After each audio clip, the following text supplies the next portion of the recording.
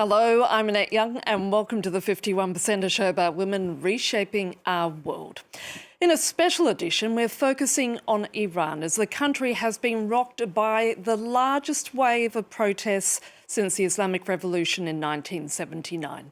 Human rights groups outside Iran are reporting that thousands have been killed so far.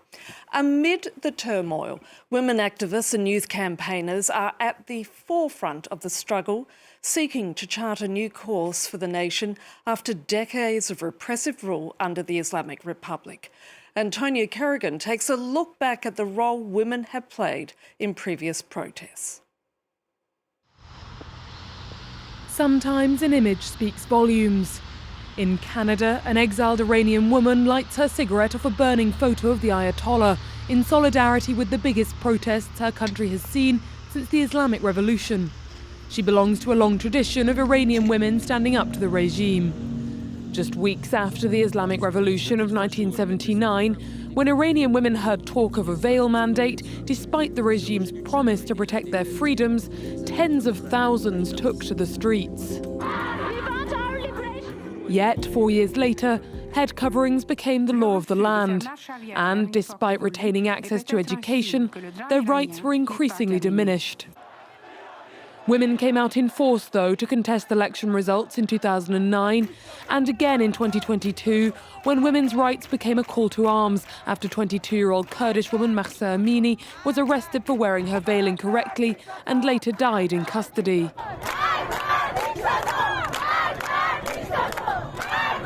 The slogan "Women, Life, Freedom" echoed across the globe. 550 died in the crackdown and 20,000 were detained, among them women, men and children. Those protests did not bring about regime change or reforms, but fostered a new culture, one in which women claimed new freedoms regardless. And when it comes to their futures, many women no longer subscribe to their parents' ideas of morality. Young women no longer hesitate to confront their families, who they see as stuck in tradition and Islamic culture. Like me, they want to assert themselves. And they act the same with society as a whole. They say, I don't want to do that. I don't want to be like that.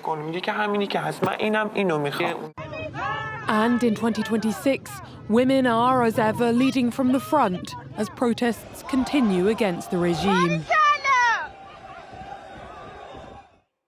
And joining me now in the studio is Iranian filmmaker Sepideh Farsi, and from London, Tara Kangarlou, an Iranian-American journalist and the author of the award-winning book, The Heartbeat of Iran. I want to thank the both of you for giving us your time. I want to start off by asking you, Sepideh, what is it like watching these events unfold in Iran and you being so far away? It's very violent. It's very hard. It is heartwarming, of course, because we were many, I think, who were waiting for the next wave. You know, we've been waiting this to happen for some time now. And I believe that the episode in June, the joint Israeli-American attack, retarded this eruption for some time because it would have happened earlier otherwise. So it is very exciting and also very hard to be so far and not to be able to, you know, be closer to the Iranian people. Tara, what is the situation like for you? It's good to be with you both. You know, Annette, I was born and raised in Iran, and I made a very deliberate decision to give up my ability to go back to Iran when I became an American journalist, and I gave that up. Right. And I did it because I wanted to humanize Iranian people and tell stories that actually would make a difference. And when I see events as such unfold, it's twofold. One, as a reporter, it's tragic. But as an Iranian woman who is viewing it from afar, someone who wants to be there, part of that community, part of that society, it's so heartbreaking. Sepideh, how significant is the role of women in these protests? It is amazing. In fact, this is something that it did not start now, neither in 2022 with the Woman Life Freedom movement, when Gina Mahsa Amini was killed. It goes back to 79, in fact, and even before that. I think Iranian women have been present for, I would say, a century, fighting for their rights. And I was watching the Woman Life Freedom videos. It is such a strong movement. The beauty of it, the way women were inventing new codes, taking the lead. I think it's unique in the world now. Tara, so why did the Women Life Freedom movement fail to lead to regime change? And what is different now compared to what the situation was back in 2022? I would say regime change and having a dictatorship fall is quite complex and complicated, and oftentimes take a long time. But I will tell you that the Woman Life Freedom movement truly made a revolution in Iran, and it brought forth a huge change, a huge social change. Ever since 2022, I mean, if you would walk the streets of Tehran, if you would walk the streets of any major cities, you will see women without the veil in, just clothes that you'd see people wear elsewhere, that previously was banned, walk the streets. And these are images that we don't often see in the mainstream media. And having gained that courage, right? Having gained that tenacity to do that freely without, any concern for the morality police and the forces at home. So this social change was very evident in the Iranian society. I mean, it still is. Obviously, we're in a very volatile situation given the events and the protests that are ongoing. Sepideh, there is a risk, though, that if these protests fail, that the regime will impose a very, very harsh crackdown and the first victims will be women. That's true. That is true. And my mind blows out when I think about that possibility, because it could happen.